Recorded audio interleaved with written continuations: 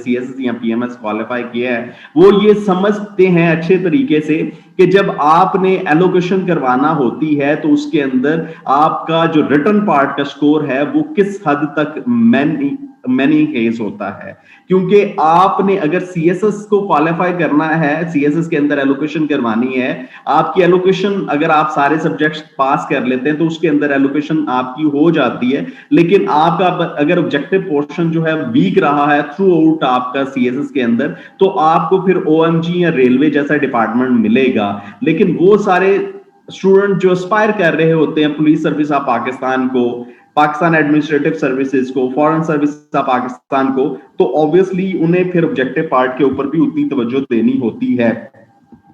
अब इसकी दूसरी साइड पे आ जाते हैं, हम सब्जेक्टिव पार्ट की बात करते हैं। अगर हम सब्जेक्टिव पार्ट की बात करें तो इसके अंदर मैं आप लोगों को बताता चलूं कि एक हमें जो बड़ी क्लियर चीज नजर आती है वो क्या है, वो हमें नजर आती है कि एक क्लियर कट डिफरेंस है आईआर और पॉलिटिकल साइंस के सब्जेक्टिव पार्ट के अंदर। जो हमें नजर आती है कि जो रेशो है क्वेश्चंस की आईआर और पॉलिटिकल साइंस के अंदर वो डिफरेंट है।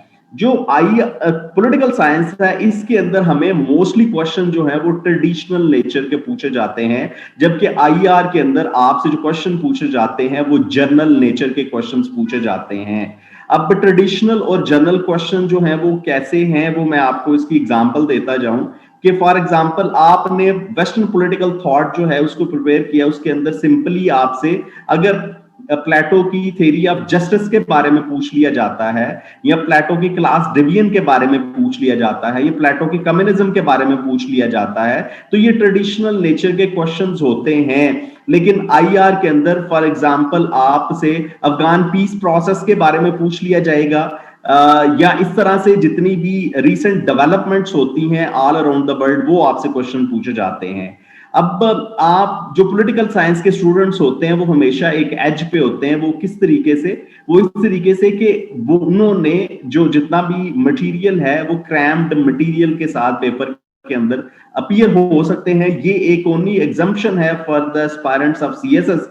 अदरवाइज आप Pakistan affairs even Islamic studies के आज के आप पेपर जो हैं, जो अभी recent federal public service commission का ट्रेंड चल रहा है, आप उसको फॉलो करें तो आपको ये आइडिया होगा कि इवन इस्लामिक स्टडीज के अंदर आपसे जब Islamic banking sort of questions पूछे जाते हैं तो आपको पता चलता है कि करंटली जितने सिनेरियो चल रहे हैं, ये करंटली कोई इशू चल रहा है, उसके ऊपर आपकी कोई किसी भी सब्जेक्ट की कोई बेसिक नेचर की थ्योरी है तो आप उसकी इंप्लीमेंटेशन आपसे मांगी जाती है, आपसे एनालिसिस मांगे जाते हैं, आपसे कंपैरिजंस मांगे जाते हैं। लेकिन पॉलिटिकल साइंस के अंदर आप इस चीज से बच जाते हैं। इवन आप पंजाब के अंदर अगर 2017 के साइकोलॉजी के पेपर उठा के देखें तो आपको ये भी पता चलेगा कि साइकोलॉजी जो एक ट्रेडिशनल नेचर का सब्जेक्ट है उसके अंदर भी आपको करंट अफेयर्स के क्वेश्चंस नजर आते हैं जो जनरल नेचर के क्वेश्चंस होते हैं। अब आपसे बिल्कुल भी पॉलिटिकल साइंस के अंदर जो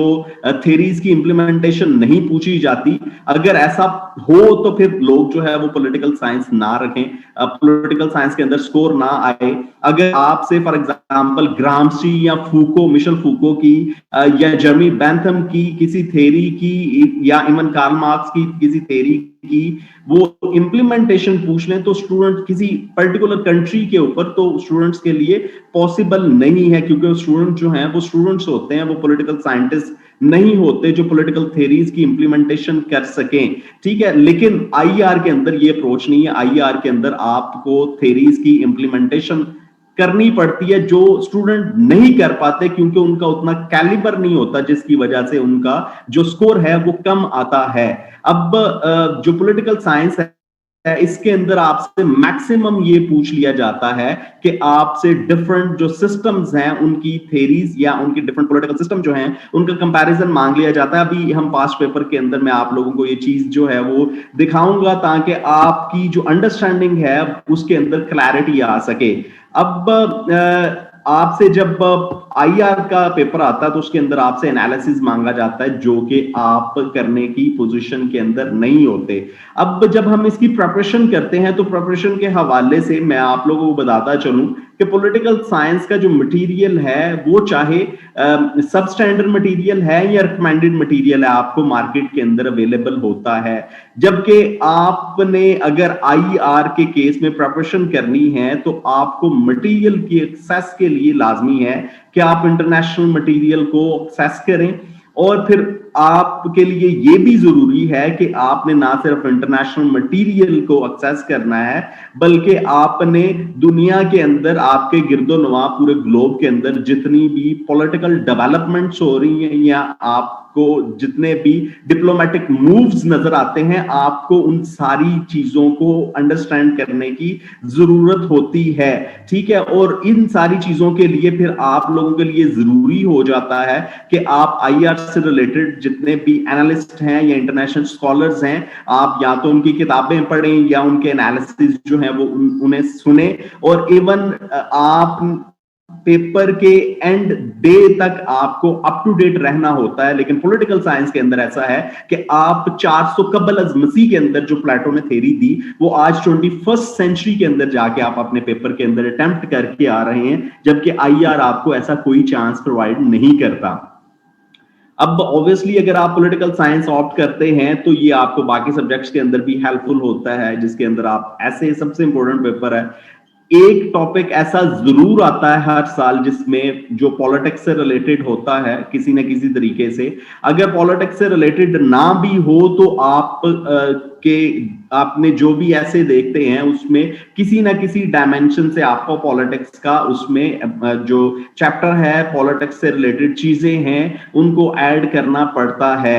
अब इसके अलावा पाकिस्तान अफेयर्स का एक खासा अच्छा पोर्शन जो है पॉलिटिकल साइंस के अंदर, उसके अंदर सिमिलैरिटी है। जैसे आपसे अल्लामा इकबाल, कायद आज़म, शाह वलीउल्लाह और सर सैयद अहमद खान का जो पोर्शन है या कॉलोनाइज टाइम का जो पोर्शन है वो पाकिस्तान अफेयर्स के अंदर भी है और पॉलिटिकल साइंस के अंदर है, तो आपकी सेम टाइम में दोनों सब्जेक्ट्स की प्रिपरेशन हो रही होती है। इसी तरीके से आपका करंट अफेयर्स की आपकी अंडरस्टैंडिंग डेवलप होती है, आप करंट अफेयर्स को अच्छे तरीके से प्रिपेयर कर पाते हैं।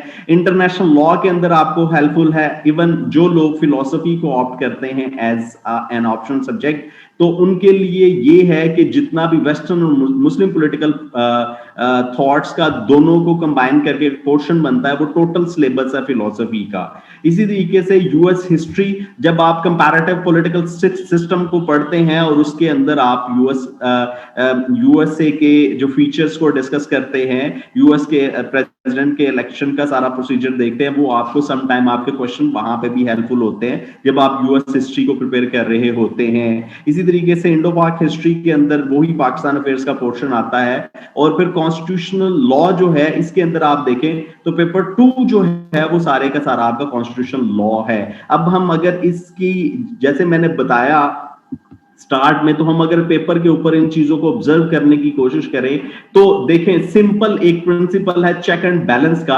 आपसे वो चेक एंड बैलेंस का जो सिंपल आपसे जो है वो प्रिंसिपल उसने पूछ लिया यूएस के पॉलिटिकल सिस्टम के अंदर, ठीक है। इसी तरीके से आपसे कंपैरिजन मांग लिया फ्रांस और जर्मनी के पॉलिटिकल पार्टी का, या आप लोगों से जो है वो role of military in Turkish politics के बारे में पूछ लिया जाता है। आपसे जो है वो अल्लामा इकबाल के बारे में क्वेश्चन आ जाता है। इस तरीके से बिल्कुल सिंपल आपसे क्वेश्चन पूछे जाते हैं। हम जो है वो कुछ और पेपर भी देख लेते हैं, उसके अंदर भी हमें यही अप्रोच नजर आएगी।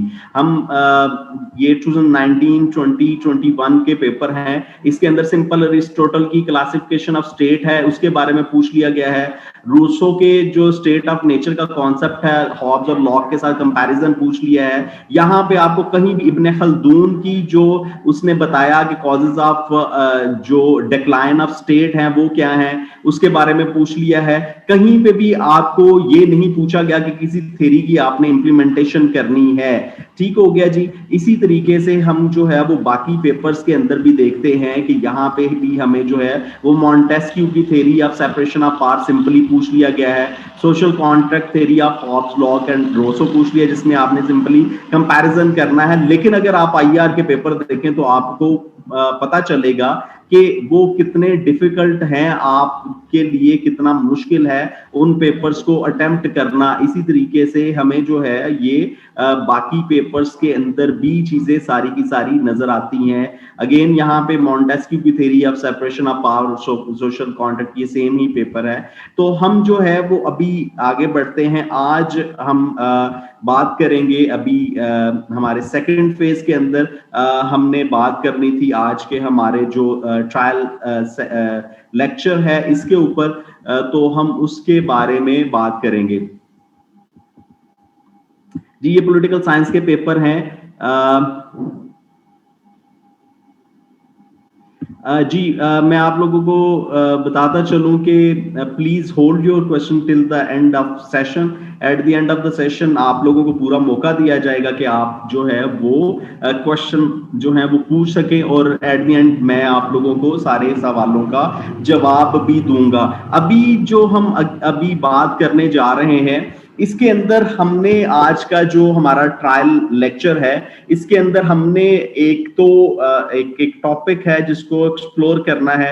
लेकिन टॉपिक स्टार्ट करने से पहले मैं आप लोगों से वो सारी टेक्निक्स जो हैं वो आप लोगों के साथ शेयर करूंगा कि आपने जब भी किसी पॉलिटिकल साइंस के पर्टिकुलर और आपने किसी भी क्वेश्चन को प्रिपेयर करना है तो आपने किस तरीके से उसको प्रिपेयर करना है, कौन कौन सी चीजें जो हैं वो आप जब स्टार्ट करेंगे तो कौन कौन सी चीजों का ख्याल रखना, किस तरीके से एक क्वेश्चन जो है इसको डेवलप किया जा सकता है। तो आज जो है वो आज का जो हमारा टॉपिक है उसको हम स्टार्ट करते हैं। हमने डिस्कस ये करना है who is most powerful head of government, इधर द प्रेसिडेंट ऑफ यूएस और prime minister of UK. Compare, ये ऑलरेडी पास्ट पेपर के अंदर जो है वो क्वेश्चन पूछा जा चुका है, रिपीटेडली पूछा जा चुका है, तो हमने इसकी बात करनी है।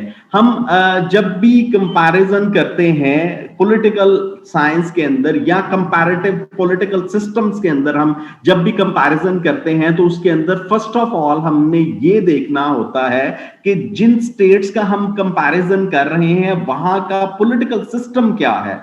अब फॉर एग्जांपल हम अगर यूएसए और यूके का कंपैरिजन कर रहे हैं तो first of all we need to know what is the political system in UK and USA.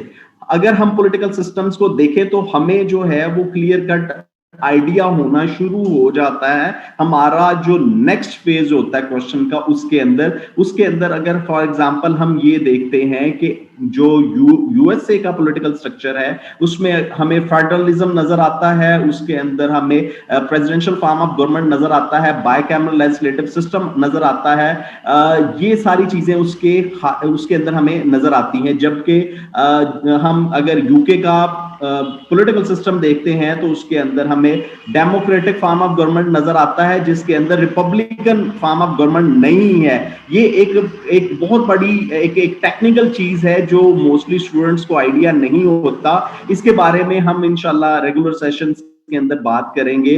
अब इसके बाद हमें यूके के अंदर जो है वो वहां पे हमें यूनिटरी फॉर्म ऑफ गवर्नमेंट नजर आता है, बाइकैमरल लेजिस्लेटिव सिस्टम नजर आता है, पार्लियामेंट्री फॉर्म ऑफ डेमोक्रेसी हमें वहां पे नजर आती है। अब ये सारी की सारी चीजें जब भी हम देखते हैं किसी भी पर्टिकुलर स्टेट के अंदर जो उसका पॉलिटिकल सिस्टम होता है वो उसका पॉलिटिकल सिस्टम हमेशा उसका कॉन्स्टिट्यूशन जो है वो डिफाइन करता है। अब हमने जब भी कंपैरिजन करना है तो हमें वहां पे लाजमी तौर पे वहां का एक तो पॉलिटिकल सिस्टम जो वहां का कॉन्स्टिट्यूशन डिफाइन करता है इसका आइडिया होना चाहिए दोनों चीजों का, ताकि हम एक रैशनल और लीगल ग्राउंड्स के ऊपर जो कंपैरिजन है इसको डेवलप किया जा सके। Who is most powerful, president of USA और प्राइम मिनिस्टर ऑफ यूके। अच्छा, हम जब भी कंपैरिजन करते हैं तो हमने ये देखना है कि जब हम कंपैरिजन कर रहे हैं तो क्या ये ब्यूटी कॉन्टेस्ट है कि जहां पे हमने पर्सनैलिटीज का या जेंडर का कंपैरिजन करना है। ऐसा नहीं है, बल्कि जब भी हम इस तरह की प्रेस्टिजियस पोस्ट, प्रेस्टिजियस पोजीशन का कंपैरिजन करते हैं तो ऑब्वियसली हमने ये देखना होता है कि किस इंसान के पास या किस डेजिग्नेशन के पास जो है वो ज्यादा इख्तियारात हैं, किसके पास ज्यादा पावर्स हैं। तो ऑब्वियसली जब हम कंपैरिजन करेंगे तो हम पावर्स का कंपैरिजन करेंगे। अब यहाँ पे आप लोगों को साथ में मैं टेक्निक्स भी बताता जा रहा हूं कि आपने किस तरीके से अपने टॉपिक को एक्सप्लोर करना होता है। जब भी हम किसी टॉपिक को एक्सप्लोर करते हैं तो हम उसको डिफरेंट पार्ट्स के अंदर डिवाइड करते हैं और उसके बाद हमें जो है वो आइडिया होना शुरू हो जाता है एग्जैक्टली जो एग्जामिनर ने आपसे पूछा होता है। अदरवाइज मोस्ट ऑफ केसेस ऐसे होता है, मैं पिछले 1 साल से स्टूडेंट्स के पेपर्स की एवेल्युएशन कर रहा हूं, उसमें ऐसा होता है कि स्टूडेंट से क्वेश्चन कुछ पूछा जाता है और वो उसका आंसर कुछ कर रहे होते हैं। उसकी रीजन ये होती है कि वो स्टूडेंट जो है क्वेश्चन को ब्रेक नहीं करते, उसके छोटे छोटे हिस्सों के अंदर टुकड़े नहीं करते, और फिर उसके चूंकि वो ऐसा नहीं करते, ये अप्रोच नहीं अडॉप्ट करते, तो उनकी पेपर के बारे में, ये क्वेश्चन के बारे में क्लियर अंडरस्टैंडिंग डेवलप नहीं हो पाती। जब क्लियर अंडरस्टैंडिंग डेवलप नहीं होती तो अल्टीमेटली उनको हमेशा भुगतना पड़ता है कि वो के पेपर को, क्वेश्चन को उस तरीके से अटेम्प्ट ही नहीं कर पाते जैसे एग्जामिनर ने डिमांड की होती है। तो जब भी हमने किसी टॉपिक को एक्सप्लोर करना होता है, हम इसको ब्रेक डिफरेंट पार्ट्स के अंदर डिवाइड करते हैं, ब्रेक करते हैं, उसके बाद हम इसको समझते हैं और फिर हम अटेम्प्ट करते हैं। हमने चूंकि स्टार्ट में बात की है कि कंपैरिजन करना है, comparison between USA and UK के हेड ऑफ स्टेट के दरमियान, अब हेड ऑफ गवर्नमेंट के दरमियान। अब यहाँ पे जब हम इनका इस टॉपिक को एक्सप्लोर करने की कोशिश करते हैं तो हमें क्या जरूरत है? फर्स्ट ऑफ ऑल हमने यूएसए के प्रेसिडेंट की पावर्स को देखना है कि कौन कौन से इख्तियारात हैं यूएसए के प्रेसिडेंट के पास और कौन कौन सी पावर्स हैं यूके के प्राइम मिनिस्टर के पास। अब जब हम इन दोनों के इख्तियारात को देख लेंगे तो उसके बाद हम किसी क्लियर जो है वो क्लियर स्टांस पे हमारी अंडरस्टैंडिंग जो है वो डेवलप हो सकेगी कि हमने एक लीगल या रैशनल कंपैरिजन देने की पोजीशन में आ जाएंगे। अब हम सबसे पहले देखेंगे कि प्रेसिडेंट जो है वो यूएसए का, उसके इख्तियारात क्या क्या हैं। जब हम उसके इख्तियारात की बात करते हैं तो यूएसए के प्रेसिडेंट के पास बेशुमार इख्तियारात हैं। इसके बारे में कुछ स्टेटमेंट्स भी हैं, जैसे लॉर्ड ब्रेस कहते हैं कि American presidency as the greatest office in the world. अब जब इस तरीके की स्टेटमेंट्स आती हैं तो एक जो आइडिया होता है वो ये है कि यूएसए का जो प्रेसिडेंट है, ही seems most powerful man in this universe.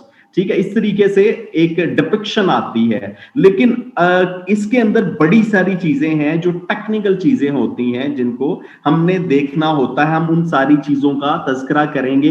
अभी मैं अपनी स्टेटमेंट नहीं दे रहा कि कौन बंदा जो है वो ज्यादा पावरफुल है, क्या यूएसए का प्रेसिडेंट जो है वो ज्यादा पावरफुल है या यूके का प्रेसिडेंट प्राइम मिनिस्टर ज्यादा पावरफुल है।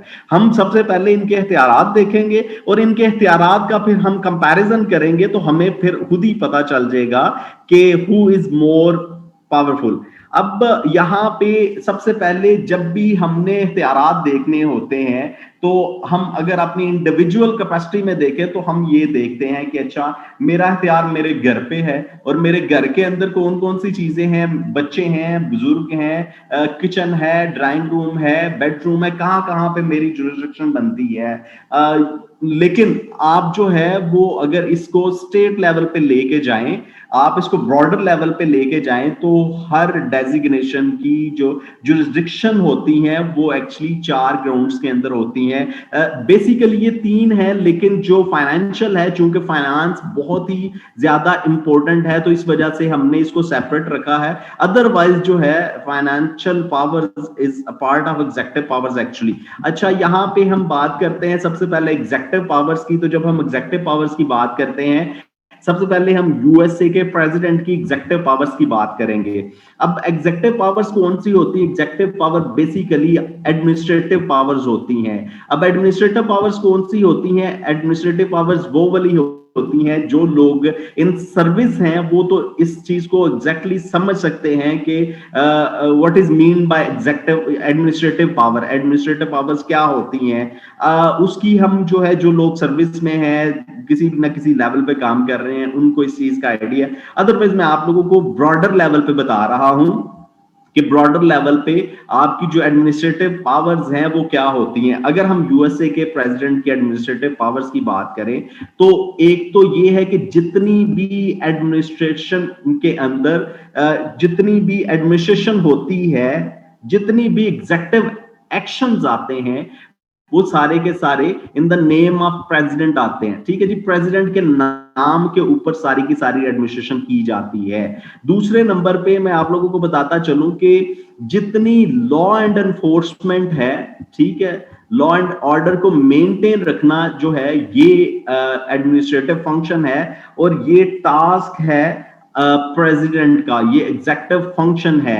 उसके अलावा जितने भी मुल्क के अंदर आपके एक्ट्स हैं, ट्रीटीज हैं या आपका कॉन्स्टिट्यूशन है, इसकी जो इम्प्लीमेंटेशन है ये भी प्रेसिडेंट के नाम पे होती है, उसकी जुरिस्डिक्शन के अंदर आती है, ये उसकी डिस्क्रिशन है और उसकी डिस्क्रिशन का मतलब उसका एक खुसूसी एख्तियार है, ये इसके एग्जेक्टिव पावर्स के अंदर आती है। अब जब हम एग्जेक्टिव पावर्स की बात कर रहे हैं, ये मैंने आपको एक सुपरफिशियल आइडिया दिया है, लेकिन जब हम एग्जेक्टिव पावर्स की बात करते हैं तो एग्जेक्टिव पावर्स को हम डिवाइड कर लेते हैं डिफरेंट पोर्शंस के अंदर। अब वो कौन कौन से हैं, एक तो आप लोगों को बताता चलूं जी, डोमेस्टिक लेवल के अंदर आती है एग्जेक्टिव पावर्स, और एक आपकी जो एग्जेक्टिव पावर्स हैं या एडमिनिस्ट्रेटिव पावर्स हैं वो फॉरेन लेवल पे आती हैं। अब जो डोमेस्टिक लेवल पे मैंने आपको बताया कि आपने जो है वो लॉ एंड एनफोर्समेंट करनी है, आपने एडमिनिस्ट्रेटिव काम करने हैं, आपने एग्जेक्टिव फंक्शन करने हैं, ये आप लोगों को डोमेस्टिक लेवल पे आ गया। दूसरे नंबर पे हम ये देखते हैं कि जितनी भी अपॉइंटमेंट्स होती हैं, ठीक है जी, वो अपॉइंटमेंट्स चाहे हायर लेवल पे हैं, लोअर लेवल पे हैं, वो सारी की सारी अपॉइंटमेंट्स जो हैं वो एग्जेक्टिव थ्रू एग्जेक्टिव ऑर्डर होती हैं और वो फंक्शन होता है आपके हेड ऑफ गवर्नमेंट का। ठीक है जी, तो यहां पे चूंकि प्रेसिडेंट यूएसए के अंदर हेड ऑफ स्टेट और हेड ऑफ गवर्नमेंट दोनों के फंक्शंस प्ले कर रहा होता है एट द सेम टाइम, तो ये फंक्शन जो है वो यूएस प्रेसिडेंट का है कि जितनी भी अपॉइंटमेंट्स हैं वो सारी की सारी जो है वो प्रेसिडेंट करता है। अब इसके बाद हम ये देखते हैं कि जो प्रेसिडेंट है ये कमांडर इन चीफ होता है। कमांडर इन चीफ का मतलब क्या है कि ये सुप्रीम कमांडर है, जो आपका मिलिट्री इंचार्ज होता है उससे भी ये सुप्रीम लेवल पे होता है, मतलब उसका भी इंचार्ज जो है वो प्रेसिडेंट ही होता है। उसकी वजह क्या है, उसकी वजह ये है कि जैसे मैंने बताया कि जी प्रेसिडेंट सारी की सारी हायर लेवल की अपॉइंटमेंट्स करता है, तो जब आपने चीफ ऑफ आर्म स्टाफ की अपॉइंटमेंट करनी है तो वो भी प्रेसिडेंट ने करनी है। उसके बाद अगर मुल्क का डिफेंस करना है, ठीक है जी, अगर डिफेंस है तो वो डिफेंस रिस्पॉन्सिबिलिटी है अल्टीमेटली प्रेसिडेंट की।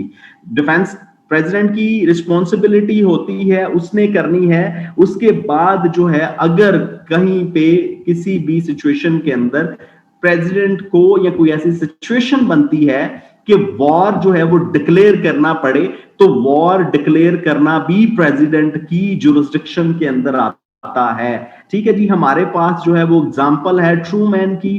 ट्रूमैन जो है प्रेसिडेंट रहा है आफ्टर वर्ल्ड वॉर टू, जो है वो हम देखते हैं कि बड़ी सारी चीजें हैं जो ट्रूमैन ने एज पुलिस एक्शन के तौर पे जो है वो उसने काम किया और कोरियन वॉर के अंदर जो है वो घुसा और without the authorisation of Congress जो है वो इसने एक्शंस लिए।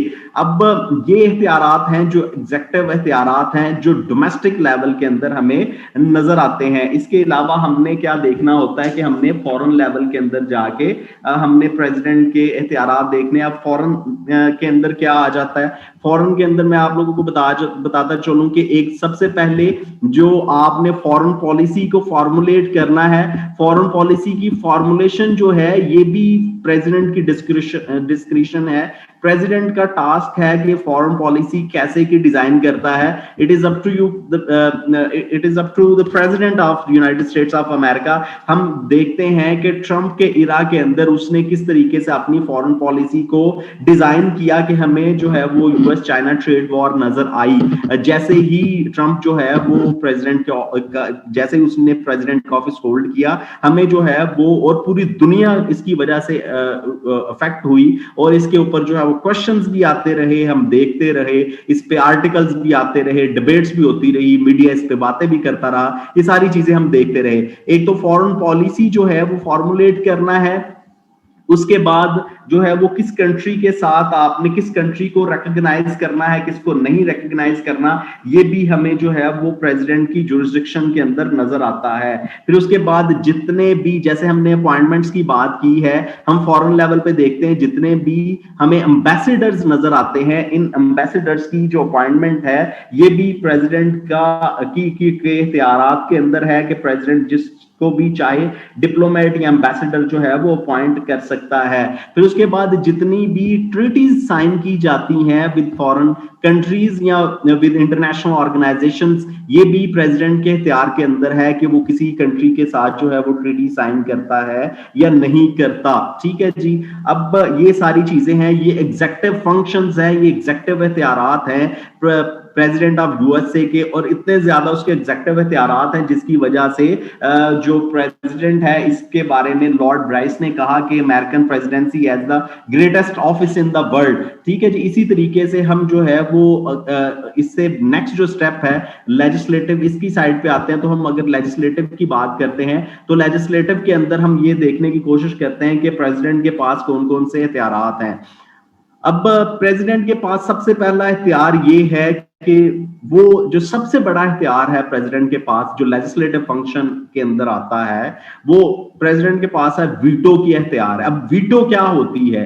वीटो ये है कि एक जो लेजिस्लेटिव है या जो पार्लियामेंट है, जैसे अमेरिका के अंदर हाउस ऑफ कॉमन्स और हाउस ऑफ सेनेट, जो house of representative and senate जो है, ये इसके पार्लियामेंट के दो हाउसेज हैं जो बाइकैमरल लेजिस्लेटिव सिस्टम के तहत जो है वो अपना निजाम चलाते हैं। तो वीटो का इख्तियार ये है, वीटो का जो पावर है वो ये है कि प्रेसिडेंट के पास जो है वो इख्तियार है कि अगर पार्लियामेंट कोई बिल पास करता है, वो चाहे किसी भी नेचर का है, किसी कॉन्स्टिट्यूशन के अंदर अमेंडमेंट करता है, कोई फाइनेंशियल बिल लेके आता है, या कोई भी जो है वो बिल पास करता है, तो प्रेसिडेंट के पास इख्तियार है कि वो इसे वीटो कर सके। वीटो का मतलब है कि प्रेसिडेंट उसे रिजेक्ट कर देता है और पार्लियामेंट को कहता है कि इसके ऊपर जो है वो दोबारा से आप इस बिल को रिव्यू करें, दोबारा से इसके ऊपर जो लिमिटेशंस हैं, जो उसकी रिजर्वेशंस हैं, वो मेंशन करके भेज देता है कि उनको किस तरीके से आप लोगों ने अमेंड करना है। ये वीटो का इख्तियार है। इसके साथ ही एक टर्म यूज की जाती है पॉकेट वीटो। ये आप लोगों का टास्क है कि आप लोगों ने जाके इसको सर्च करना है कि पॉकेट वीटो हम किसको कहते हैं। अब एक हमने बात कर ली वीटो के इख्तियार की, दूसरे नंबर पे हम बात करते हैं कि दूसरे नंबर पे हमारे पास कौन सा लेजिस्लेटिव पावर आती है। दूसरे नंबर पे जो है वो प्रेसिडेंट के पास इख्तियार है कि वो कोई भी स्पेशल सेशन जो है उसे कॉल कर सकता है इन केस कोई इमरजेंसी है, जैसे वर्ल्ड वॉर की सिचुएशन बनी और प्रेसिडेंट जो है उसके पास इख्तियार है, कोई भी नेशनल क्राइसिस आ जाता है, कोई इमरजेंसी की सिचुएशन बन जाती है, तो प्रेसिडेंट का इख्तियार है कि वो पार्लियामेंट का सेशन जो है वो कॉल कर सकता है। अब इसके बाद प्रेसिडेंट जो है इसके पास इख्तियार है कि ये मैसेज दे सकता है पार्लियामेंट को कि किसी पर्टिकुलर सब्जेक्ट के ऊपर लेजिस्लेशन करो। ठीक है जी। ये जो है वो रिक्वेस्ट कर सकता है, मैसेज दे सकता है, कह सकता है कि पार्लियामेंट को कि आपने इस सब्जेक्ट के ऊपर लेजिस्लेशन करनी है। अब इसके बाद जो है हमारे पास एक और जो है वो बड़ी फंक्शन आता है प्रेसिडेंट के पास, जो बड़ा इख्तियार है, इसको हम डेलीगेटेड लेजिस्लेशन कहते हैं। ये डेलीगेटेड लेजिस्लेशन जो है ये एक कॉन्सेप्ट है, इसके बारे में इंशाल्लाह हम रेगुलर सेशंस के अंदर बात करेंगे।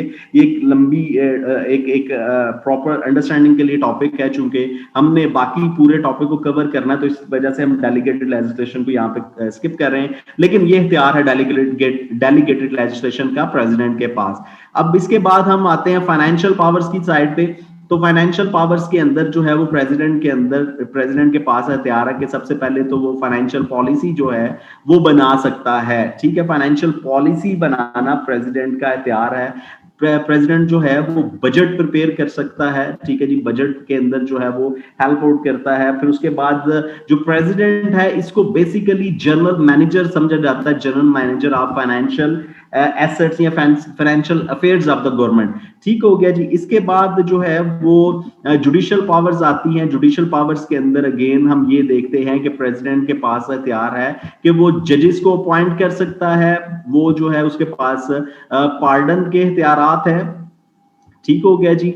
अब और फिर उसके बाद हम ये देखते हैं कि जी एमनेस्टी को स्कीम लॉन्च कर सकता है। सॉरी टू टेल यू कि ये सारी की सारी चीजें जो है वो मैंने मेंशन की थी अलग से स्लाइड्स पे, लेकिन मूव करना मैं भूल गया। जैसे एग्जेक्टिव पावर्स के अंदर चीफ एडमिनिस्ट्रेटर की मैंने बात की, कमांडर इन चीफ की बात की है, डिक्टेट फॉरेन पॉलिसी को करता है अपॉइंटमेंट्स, ये सारी इसकी एग्जेक्टिव पावर्स के अंदर आ जाता है। ठीक हो गया। जिसके बाद हम आगे बढ़े तो हम ये देखते हैं कि प्रेसिडेंट के पास वीटो का इख्तियार है, मैसेज देता है स्पेशल सेशन के लिए और डेलीगेटेड लेजिस्लेशन, ये इख्तियार है प्रेसिडेंट का।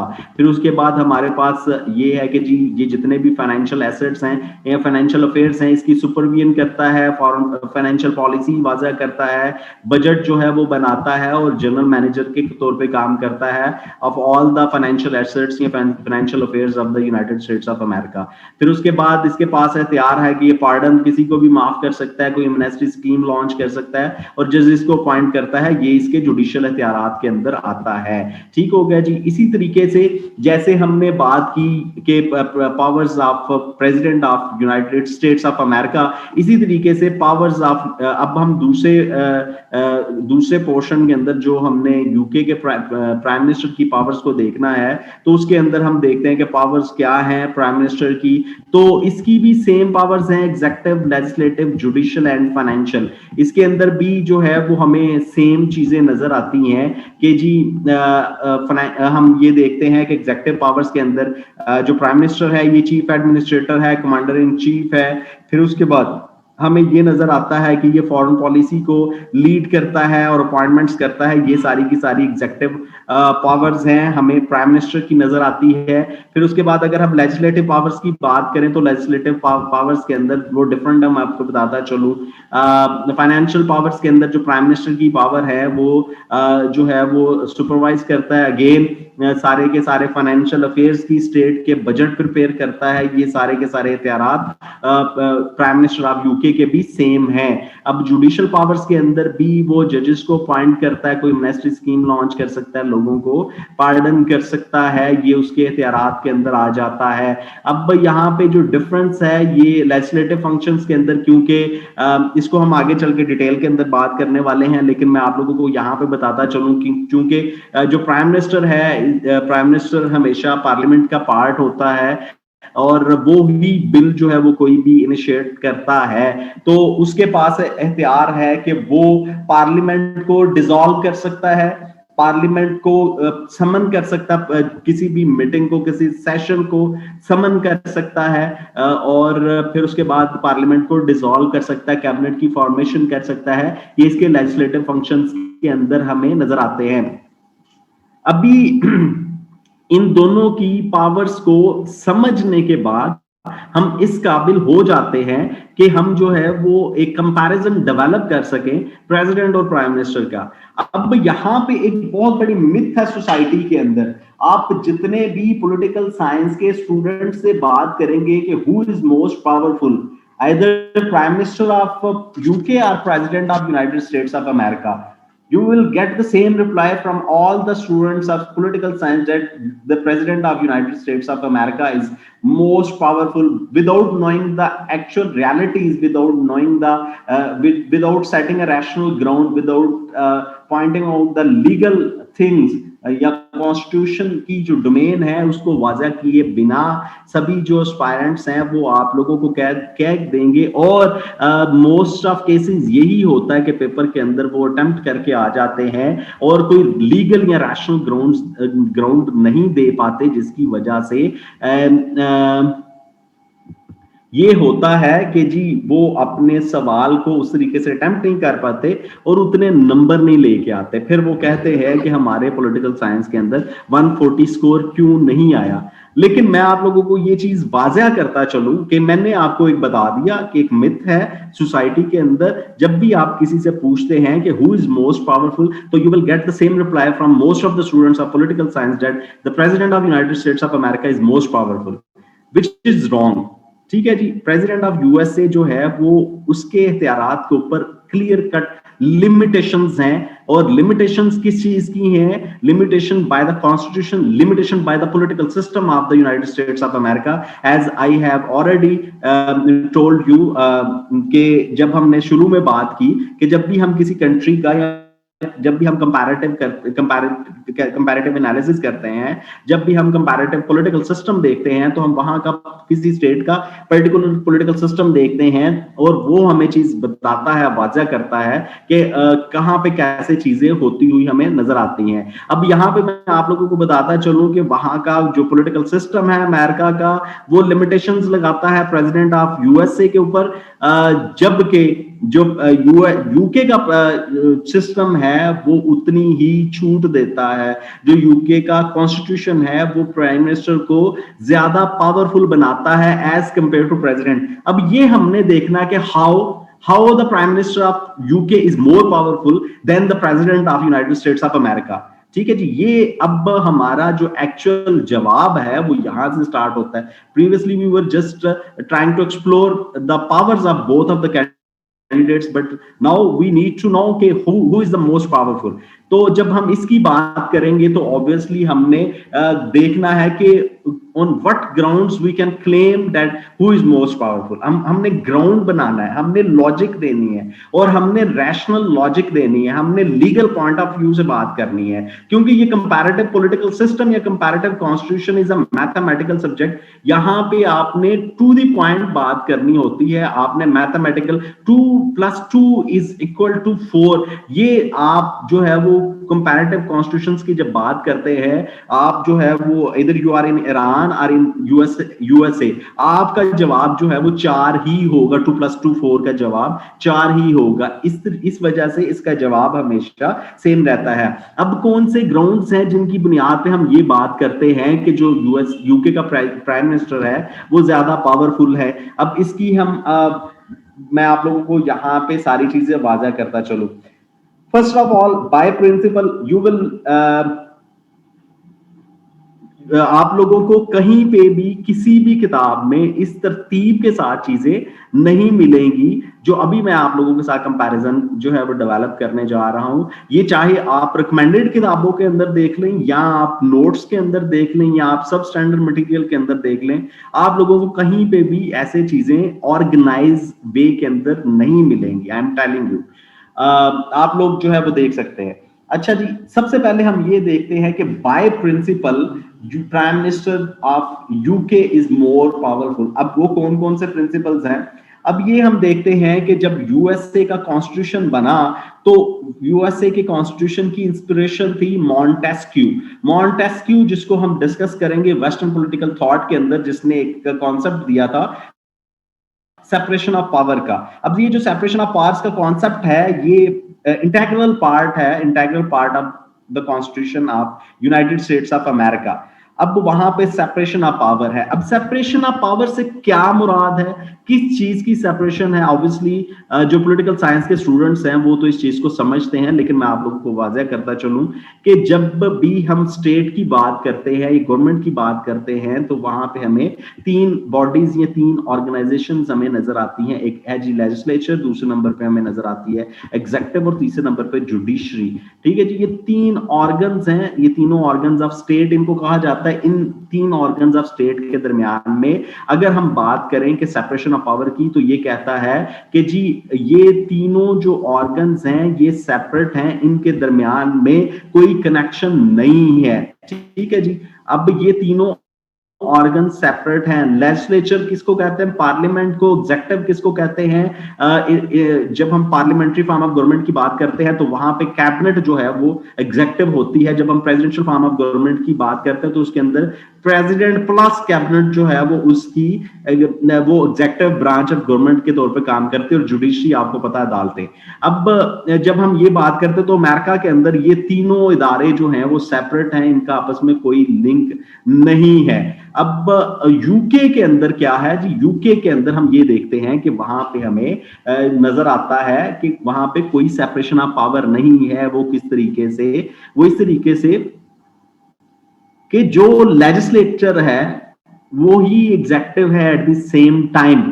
वो किस तरीके से, जो वहां पे प्राइम मिनिस्टर की कैबिनेट बनती है जिसको हम एग्जेक्टिव कहते हैं, वो एग्जेक्टिव कैसे है, वो executive at the same time legislature भी है। अब किस तरीके से कि जो लोग हाउस ऑफ कॉमन के अंदर आते हैं, वो ही हाउस ऑफ कॉमन के अंदर जो लोग आते हैं, हाउस ऑफ कॉमन के अंदर जो लोग आते हैं, जो उनके इलेक्टेड रिप्रेजेंटेटिव बनते हैं, ये हाउस ऑफ कॉमन के अंदर जो लोग आए, ये इन्हीं लोगों में से बाद में मिनिस्टर्स बनते हैं, और वही मिनिस्टर जो है वो मिलकर गवर्नमेंट बनाते हैं, और वही मिनिस्टर जो पोर्टफोलियो होल्डर्स हैं वो मिलकर कैबिनेट बनाते हैं, और ये जो कैबिनेट है यही एग्जेक्टिव के तौर पे काम कर रही होती है।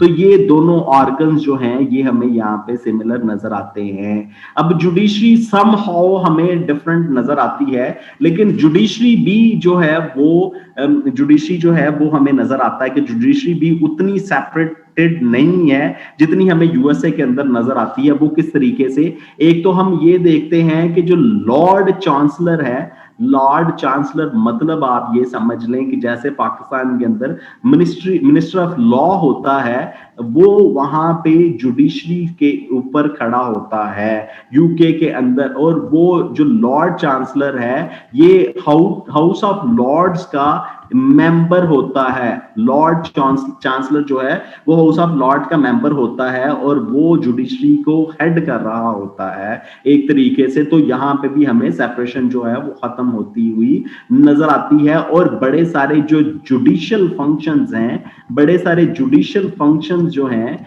वो हमें नजर आता है कि जी ये जुडिशियल फंक्शंस जो हैं ये एग्जेक्टिव कर रही होती है।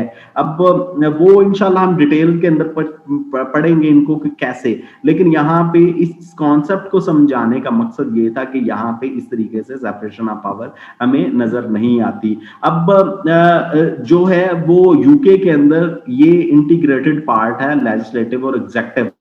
अब जो एग्जेक्टिव है वही लेजिस्लेचर भी है एट द सेम टाइम, ठीक है जी। वहां पे मिनिस्टेरियल रिस्पॉन्सिबिलिटी का एक कॉन्सेप्ट है, वो एक अलग चीज है, वो उसको हम अलग से डिस्कस करेंगे। लेकिन अब चूंकि ये दोनों एक ही पार्ट हैं तो अलग से इदारा नहीं है, जिसकी वजह से दोनों के दरमियान में हार्मनी होती है लेजिस्लेटिव और एग्जेक्टिव के दरमियान। इस वजह से जो प्राइम मिनिस्टर ऑफ यूके है उसको ज्यादा उसका बिल जो है वो वीटो नहीं होता, उसका बिल पास कर दिया जाता है। चूंकि वहां पे टू पार्टी सिस्टम होता है, टू पार्टी सिस्टम के अंदर मिनिस्टेरियल रिस्पॉन्सिबिलिटी और पार्टी पैट्रोनेज के कॉन्सेप्ट चलते हैं, जिसकी वजह से आपके बिल जो है वो हतमी, जब कैबिनेट पास कर देती है, प्राइम मिनिस्टर पास कर देता है, तो वो हतमी तौर पे पास होना बनते हैं। अब हम ये देखते हैं कि यहाँ पे सेपरेशन ऑफ पावर का कॉन्सेप्ट दे दिया यूएसए के अंदर, लेकिन सेपरेशन ऑफ पावर के साथ साथ यहाँ पे क्या किया कि जी एक नया कॉन्सेप्ट भी दे दिया जिसको हम चेक एंड बैलेंस कहते हैं। कि एक तो सभी डिपार्टमेंट को सेपरेट कर दिया, लेकिन इसके ऊपर चेक एंड बैलेंस कर दिया। अब चेक एंड बैलेंस किस तरीके से कर दिया, चेक एंड बैलेंस इस तरीके से कर दिया कि जो लेजिस्लेचर है, जो लेजिस्लेचर है, जो पार्लियामेंट है, ये जो एग्जेक्टिव है, एग्जेक्टिव जो हेड ऑफ स्टेट जो प्रेसिडेंट है, इसके खिलाफ वोट ऑफ नो कॉन्फिडेंस जो है वो लेके आ सकता है और प्रेसिडेंट को घर भेज सकता है। ठीक है जी, ये इसका इख्तियार है। इसी तरीके से जो लेजिस्लेचर है इसके पास, जो एग्जेक्टिव है इसके पास इख्तियार है कि वो लेजिस्लेचर के किसी फंक्शन को, किसी भी बिल को वीटो कर सकता है, जिसकी हम ऑलरेडी बात कर चुके हैं। तो ये इसके ऊपर चेक एंड बैलेंस है। अब ये जो जुडिशरी है इसका दोनों के ऊपर चेक एंड बैलेंस बनता है, एग्जेक्टिव के ऊपर भी और लेजिस्लेचर के ऊपर भी। वो किस तरीके से कि जुडिशरी के पास एक पावर है जिसे हम जुडिशियल रिव्यू कहते हैं, और थ्रू जुडिशियल रिव्यू जो है वो किसी भी एग्जेक्टिव ऑर्डर या फिर लेजिस्लेटिव बिल को नल एंड वाइड जो है वो करार दे सकती है। अब इसी तरह से जो है वो एग्जेक्टिव और लेजिस्लेचर इन दोनों का अगेन जो है वो जुडिशरी के ऊपर क्या चेक एंड बैलेंस है कि जितने भी जजेस की अपॉइंटमेंट या उनको एक्सपेल करना है वो सारा का सारा लेजिस्लेटिव और एग्जेक्टिव फंक्शंस के पास हथियार है। तो this is how they have develop a system of check and balance in United States of America. तो इसी सिस्टम को अप्लाई करते हुए वो जो है वो सेपरेशन ऑफ पावर को मेंटेन रखते हैं। अब ये चीज चूंकि चेक एंड बैलेंस कोई नहीं है, यूके के अंदर अगर हम बात करें तो यहाँ पे क्या है जी, कोई चेक एंड बैलेंस नहीं है, दोनों जो है वो सेम पार्ट हैं। अब ना तो एग्जेक्टिव जो है वो लेजिस्लेटिव को के बिल को वीटो करेगी और ना ही लेजिस्लेचर जो है वो एग्जेक्टिव के खिलाफ वोट ऑफ नो कॉन्फिडेंस लेके आती है, ना ही उसे डिसॉल्व कर सकती है। तो इस सूरत हाल के अंदर जो है वो दोनों सेम है। तो जब सारे के सारे इख्तियारात इन द सेम हैंड रहते हैं प्राइम मिनिस्टर के पास, तो फिर हमें पता चलता है कि प्राइम मिनिस्टर जो है वो ज्यादा पावरफुल है। अब हम जो है वो गेम देखते हैं कि जो यहाँ पे हमने चेक एंड बैलेंस के साथ बात की, जुडिशियल रिव्यू की, तो यूके के अंदर जिसको हम प्राइम मिनिस्टर की बात कर रहे हैं, यहाँ पे हम देखते हैं कि जुडिशियल रिव्यू का कॉन्सेप्ट ही कोई नहीं, कि मतलब ये है कि जो प्राइम मिनिस्टर है, ये जो प्राइम मिनिस्टर साहब बैठे हैं, ये कुछ भी कर लें, ठीक है जी, जो जुडिशरी है इसके पास इख्तियार ही नहीं है कि वो नो कह सके, ठीक है जी, या वो नल एंड वाइड कर सके किसी भी एग्जेक्टिव ऑर्डर को या किसी भी लेजिस्लेटिव बिल को, इसके पास इख्तियार ही नहीं है। लेकिन अमेरिका के अंदर इख्तियार है कि जुडिशरी जो है वो इंटरवेन कर सकती है, आपकी किसी भी बिल को या किसी भी एग्जेक्टिव ऑर्डर को जो प्रेसिडेंट इशू करता है उसे नल एंड वाइड कर सकती है। अब इसके बाद हम ये देखते हैं कि जो प्रिवेलिंग पॉलिटिकल सिस्टम है ये भी डिफाइन करता है कि आपका जो सिस्टम है इसके अंदर कौन ज्यादा पावरफुल है।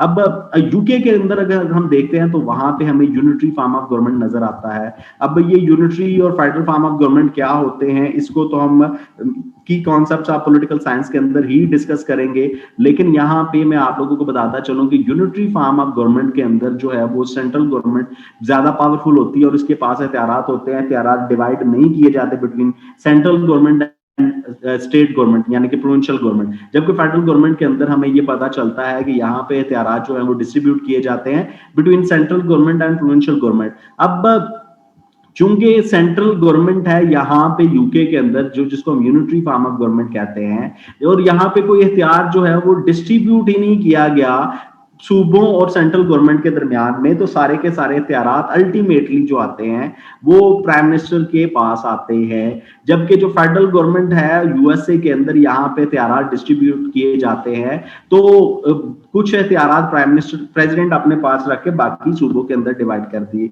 बाकी के इख्तियारात जो है वो सूबों के पास डिवाइड कर दिए जाते हैं। तो जब इख्तियारात ही डिस्ट्रीब्यूट कर दिए जाते हैं तो obviously president seems less powerful as compare to prime minister of UK. अब इसके बाद जो है वो हम ये देखते हैं बायकैमरल लेजिस्लेटिव सिस्टम को। तो अगर हम बायकैमरल लेजिस्लेटिव सिस्टम को देखें तो हमें ये पता चलता है कि जी दो हाउसेज होते हैं पार्लियामेंट के, एक अपर हाउस और एक लोअर हाउस का। अब जो यूके है यहाँ पे हम देखते हैं कि यूके का जो पार्लियामेंट है ये sort of unicameral legislative system है। अदरवाइज जो है वो हम इसको बायकैमरल लेजिस्लेटिव सिस्टम कहते हैं, क्योंकि यहाँ पे दो हाउसेज हैं पार्लियामेंट के, एक हाउस ऑफ लॉर्ड है, एक हाउस ऑफ कॉमन्स है। जबकि यूएसए के अंदर एक अपर हाउस सेनेट और लोअर हाउस ऑफ रिप्रेजेंटेटिव। अब यहाँ पे फर्क क्या है कि जो हाउस ऑफ लॉर्ड्स है ये नॉमिनेटेड लोग होते हैं, ये रिप्रेजेंटेटिव नहीं होते। जब ये नॉमिनेटेड है, रिप्रेजेंटेटिव नहीं है, तो इनकी कोई ओपिनियन जो है वो भी मैटर नहीं करती, इनके रेगुलर सेशंस भी नहीं होते। तो अल्टीमेटली यहाँ पे भी हमें नजर आता है कि बजाय ये कि जो इख्तियारात हैं वो दो हिस्सों के अंदर तकसीम हो, बल्कि सारे के सारे इख्तियारात जो है वो एक ही हाउस में रहते हैं। तो एक ही हाउस में रहने की वजह से भी इख्तियारात कंसंट्रेटेड होते हैं in the hand of prime minister. जबकि जो प्रेसिडेंट यूएसए है, यहाँ पे तो हम ये देखते हैं कि USA upper house is most powerful upper house in the world. ये क्वेश्चन भी आ चुका है बार बार, इसको भी हम डिस्कस करेंगे कि how US upper house is the most powerful upper house of the world. अब यहाँ पे चूंकि इख्तियारात डिस्ट्रीब्यूट हो जाते हैं between lower house and upper house, तो उसकी वजह से भी इख्तियारात तकसीम होते हैं। ठीक है जी। अब यहाँ पे जो है वो यूएसए के अंदर हम देखते हैं कि सेम है, हेड ऑफ स्टेट और हेड ऑफ गवर्नमेंट जो है वो सेम है, जबकि यूके के अंदर हम ये देखते हैं कि यहाँ पे जो हेड ऑफ स्टेट है, जो क्वीन है, ठीक है जी, जो मुनार्की है, ये मुनार्की सो कॉल्ड मुनार्की है, so called head of state है, जिसको हम नॉमिनल हेड ऑफ स्टेट कहते हैं। जो भी प्राइम मिनिस्टर ने कहना है, वो जो हेड ऑफ स्टेट है, जो मुनार्क है, उसने उसके ऊपर आमीन कहना ही है, उसने यस सर कहना ही है।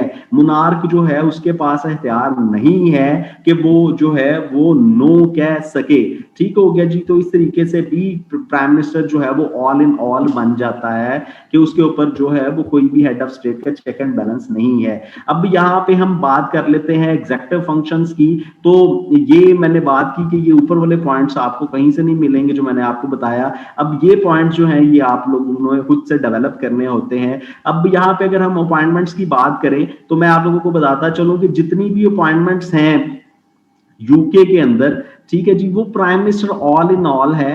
प्राइम मिनिस्टर ने जो है वो इसकी अपॉइंटमेंट्स करनी है सारी की सारी। अब उन अपॉइंटमेंट्स के ऊपर जो मुनार्क है, जो हेड ऑफ स्टेट है, उसने ओके करना है हमेशा।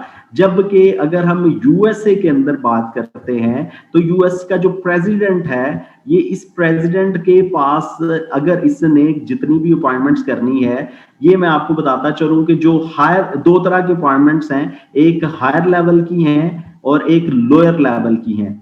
ठीक है जी। जो लोअर लेवल की अपॉइंटमेंट्स हैं वो प्रेसिडेंट खुद कर सकता है, जबकि जो हायर लेवल की अपॉइंटमेंट्स हैं ये हमेशा जो प्रेसिडेंट है, इसने with the consultation of upper house of United States of America which is senate, उसके साथ उसने जो है वो मिल के उससे इसने जो है वो अप्रूवल लेके फिर करनी होती है। और उसके अंदर हमें कौन नजर आता है, उसके अंदर हम ये देखते हैं कि जितने भी एम्बेसडर्स हैं, ये जितने भी डिप्लोमेट्स हैं, ये सारे के सारे जो है ये सेनेट के with the approval of senate करने होते हैं। इसके बाद हम ये देखते हैं कि अगर चीफ ऑफ आर्म स्टाफ जो है अपॉइंट करना है, ये भी जो है वो सेनेट की विल के साथ करना है। ठीक हो गया जी। अब इसी तरीके से अगर हम डिफेंस की बात करें यूके के अंदर, तो यूके के अंदर हमें ये नजर आता है कि जी ये जो प्राइम मिनिस्टर है ये ऑल इन ऑल है, ये वॉर डिक्लेयर कर सकता है without the permission of parliament. ठीक है जी। कैबिनेट के पोर्टफोलियो है, ये परमिशन के बगैर वॉर डिक्लेयर कर सकता है। लेकिन अगर जो है वो वॉर डिक्लेयर करनी है यूएसए ने अगर वॉर डिक्लेयर करनी है, तो यूएसए को वॉर डिक्लेयर करने के लिए लाजमी है कि उसने हाउस ऑफ कॉमन, जो लोअर हाउस है पार्लियामेंट का, उससे इसने परमिशन लेनी है, फिर वॉर डिक्लेयर कर सकता है, अदरवाइज नहीं कर सकता। अब फॉरेन रिलेशंस की बात करें तो यूके का जो प्राइम मिनिस्टर है वो ऑल इन ऑल है, अपनी फॉरेन पॉलिसी बनाए, डिप्लोमेट्स को भेजे, किसी को रिकॉग्नाइज करे या ना करे, और किसी ट्रीटी को साइन करे या ना करे। लेकिन अगर हम यूएस की बात करते हैं तो यूएसए के अंदर जो है वो प्रेसिडेंट के ऊपर एक चेक है कि अगर किसी भी ट्रीटी को उसने अपनी कंट्री, किसी दूसरी कंट्री के साथ जो है वो साइन करना है, तो उसके लिए जरूरी है कि उसने upper house of USA senate से अप्रूवल लेना उसके लिए जरूरी है। इसी तरीके से जो फाइनेंसेस हैं, ये फाइनेंसेस हमेशा लोअर हाउस से ओरिजिनेट होते हैं। Lower house of the parliament हमेशा फाइनेंसेस को डील करता है, और जो यूके है इसके अंदर prime minister is a part of lower house, बल्कि वो लीडर ऑफ लोअर हाउस होता है। तो ये सारे के सारे फाइनेंसेस यूके के अंदर जो है वो प्राइम मिनिस्टर डील कर रहा होता है। लेकिन जो यूएसए है इसके अंदर हमें ये नजर आता है कि जी जो फाइनेंसेस है, मैंने बताया कि lower house of the parliament हमेशा डील करता है। तो हाउस ऑफ कॉमन जो यूएसए का लोअर हाउस है, सॉरी हाउस ऑफ रिप्रेजेंटेटिव जो यूएसए का लोअर हाउस है, वहां पे सारे फाइनेंशियल पॉलिसी भी वहां पे बनती है, फाइनेंशियल मैनेजमेंट, फाइनेंशियल एक्सपेंडिचर जो है वो सारे के सारे वहां पे लोअर हाउस के अंदर किए जाते हैं। ये एग्जेक्टिव पावर्स का डिफरेंस है, जिससे हमें आइडिया हो चुका होगा अभी तक कि हु इज मोस्ट पावरफुल। इसके बाद लेजिस्लेटिव पावर्स हैं, तो लेजिस्लेटिव पावर्स के अंदर हम देख लेते हैं यूके की और यूएसए की। अब यूके और यूएसए का एक कंपैरिजन बताता चलूं कि यूके के अंदर जो प्राइम मिनिस्टर है वो कभी भी जो पार्लियामेंट का हाउस है, दोनों हाउसेस के सेशन को, कंबाइंड सेशन को कॉल कर सकता है। अब यूएसए का जो प्रेसिडेंट है, ये इन स्पेशल केस जो है वो सिर्फ सेशन कॉल कर सकता है, अदरवाइज उसके पास इख्तियार नहीं है। अब यूके का जो प्राइम मिनिस्टर है, इसके पास इख्तियार है कि वो पार्लियामेंट को डिसॉल्व कर सकता है, और क्वीन को या किंग को, मोनार्क को ये रिकमेंड करता है कि पार्लियामेंट को डिसॉल्व कर दो, और monarch will never say no to the prime minister for the recommendation of parliament, for the recommendation of dissolution of parliament। ठीक है जी। अब यूएसए के प्रेसिडेंट के पास ये इख्तियार ही नहीं है कि वो अपने लोअर हाउस को या अपर हाउस को डिसॉल्व कर सके। ठीक है जी। लेकिन जो लोअर हाउस है वो प्राइम मिनिस्टर के खिलाफ वोट ऑफ नो कॉन्फिडेंस लेके, प्रेसिडेंट के खिलाफ वोट ऑफ नो कॉन्फिडेंस लेके आ सकता है। अब डेलीगेटेड लेजिस्लेशन जो है ये दोनों के पास है।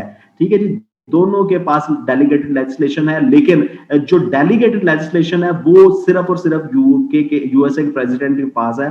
जो लेजिस्लेशन है वो भी यूके के अंदर अगर हम देखें तो वो भी यूके के प्राइम मिनिस्टर के पास है, और डेलीगेटेड लेजिस्लेशन भी, ये दोनों के दोनों जो है ये यूके के प्राइम मिनिस्टर के पास है। लेकिन जो यूएसए के प्रेसिडेंट है उसके पास सिर्फ हमें डेलीगेटेड लेजिस्लेशन नजर आती है, और यूके का जो प्राइम मिनिस्टर है वो पूरी तरीके से लेजिस्लेशन को कंट्रोल करता है। लेकिन यूएसए के प्रेसिडेंट के पास ऐसा कुछ भी नहीं है कि वो अपने पार्लियामेंट को कंट्रोल कर सके।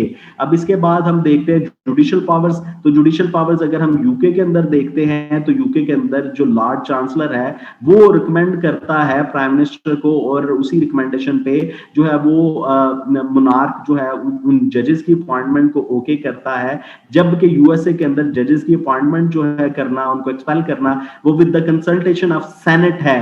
जबकि ये प्राइम मिनिस्टर जो यूके का है ये ऑल इन ऑल है जजेस की अपॉइंटमेंट के अंदर। और ऊपर से उल्टा ये कि जो जुडिशियल रिव्यू की पावर है यूएसए के अंदर के वो रिस्ट्रिक्ट करता है यूएसए के प्रेसिडेंट को कि वो जब भी कोई एग्जीक्यूटिव ऑर्डर लॉन्च करेगा तो उसे बड़ा कॉन्शियस होकर करना पड़ता है। जबकि यूके के अंदर judicial review sort of thing कोई है ही नहीं। जुडिशियल रिव्यू का जो इख्तियार है वो लॉर्ड चांसलर के पास है, और Lord chancellor is the part of cabinet. ठीक है जी, तो कैबिनेट का हिस्सा है और कैबिनेट को लीड कर रहा है प्राइम मिनिस्टर। ठीक हो गया जी।